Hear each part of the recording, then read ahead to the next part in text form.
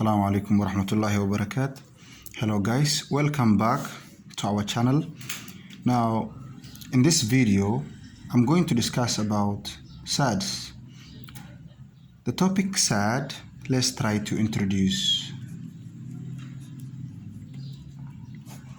So by introduction we need to know the meaning of a SAD. So these are numbers that don't have exact roots. What do I mean? For example, square root of 4. Is that a SAD? Well, let's find. We're going to get square root of 4 is going to give you 2. Then this is not a SAD. Why? Because you said SAD are numbers that don't have exact roots. Since SADs are numbers that don't have exact roots, while this one I'm saying I'm having a whole number, an exact root. So therefore, square root of 4 is not a SAD. What about 16? 4, it's not a SAD. Now, SADs, examples of SADs are like root of 2. Why root 2? You cannot get root 2 directly because it has decimal point. If you use your calculator and you say square root of 2, you'll find out you're going to get 1.4142113 like that continuously. So that shows us that root 2 is a SAD, simply because the result is a nasty result. It's not an accurate or precise result, like root of 4, which is 2, root of 16, which is 4. So that's all about SADs. So other examples of SADs are like pi, which is equals to 22 out of 7, like root of 3, like root of 5, like root of 7, among others. And why do we say these numbers are SADs? Simply because their square root will give you a nasty result, in other words, a cumbersome, not precise, like the case of square root of 4 and square root of 16. So that is all about SAD. That's how simple SAD is. So now let's begin by discussing about simplification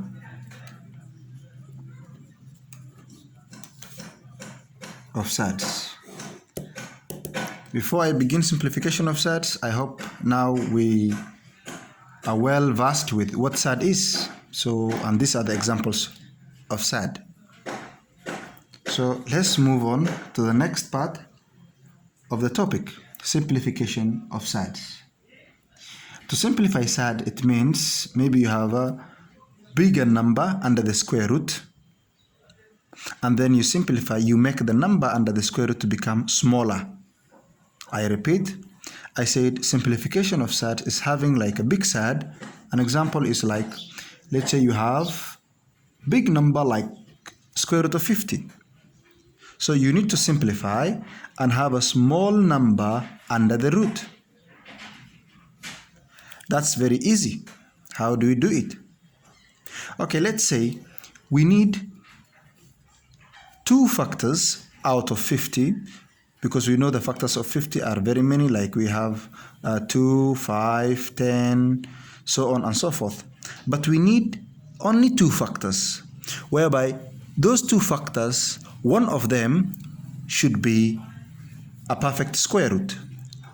A perfect square root, I mean one of the numbers should give you an exact number or a whole number.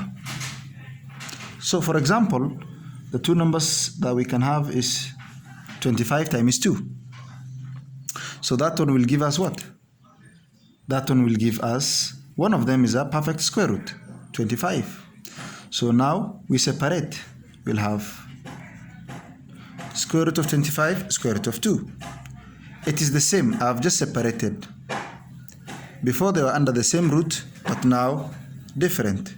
But they still have the same meaning, or they serve the same purpose. Now what's the square root of 25?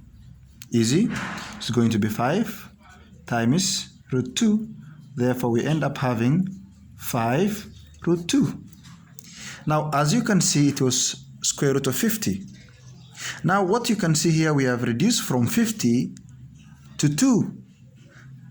That one helps you to understand what it means by saying simplification of SADs.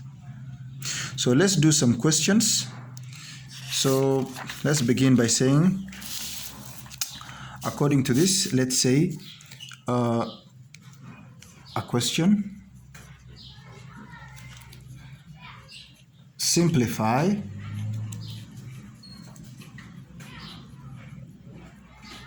the following SADs. So let's have this. Let's have A root 12, B root, let's have another number, root of 48, C, let's have another number like root of 75, D, let's have another number, 100 now, 104, any other number, D, E, root of 40. So I think this will help us to understand more about simplification of SADs. So now let's go to the solution and begin with A. You are told to simplify this SAD. So you need to understand as a learner that the main objective when you're told to simplify the following SADs, meaning this SADs, is that when you have square root of 12, you need to make this number under the square root to become a smaller number, a more simplified one. And by that, as I told you, as I mentioned, the main thing that you need to do here is doing what? Get two factors where one of them is a perfect square root or is an exact square root. Like for example, 4 times 3. Still we can have 6 times 2, but we don't want, because there is no square root of 6, there is no square root of 2. Therefore, it's better we choose other factors whereby one of them is going to give you a perfect square root. So now, as we can see, let's do as we have done, separate the two, okay? And that's what you're going to get. I've done nothing much, just separating 4 and 3. So now what's the square root of 4? We know that is 2 times root 3. So we'll end up having 2 root 3. As you can see here, it was 12 and now we have reduced it to 3. The rest you're supposed to do the same way. Okay, I want you to stop the video and then do B, C, D, and E. Okay, I hope you have done it.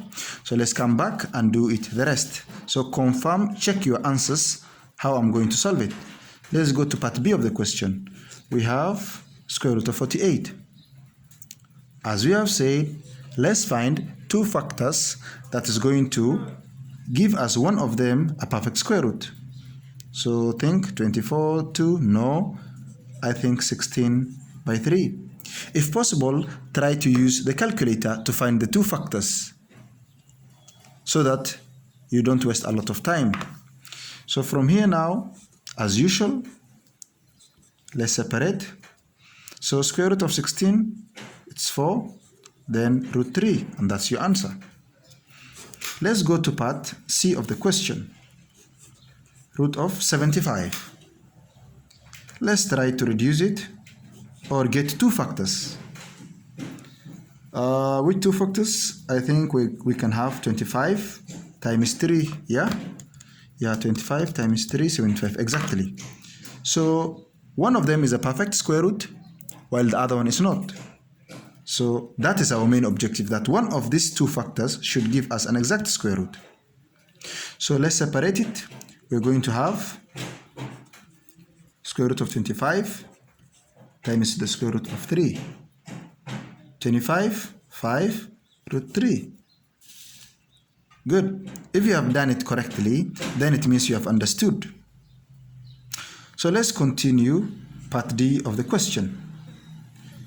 Part D of the question says 104. For this one, I don't know. Let me try to help myself with a calculator. It's easy. Don't frustrate yourself thinking a lot.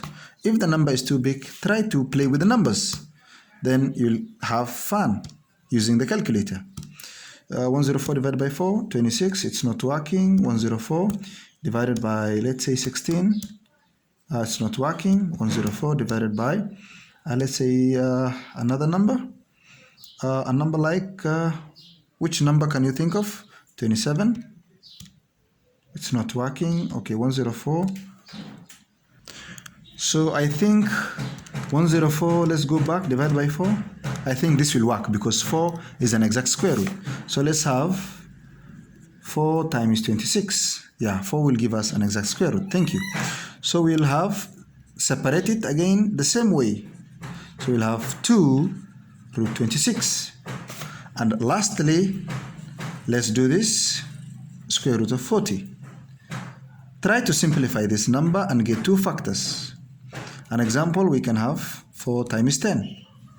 So this will give us, separate it, we'll have square root of 4 times square root of 10.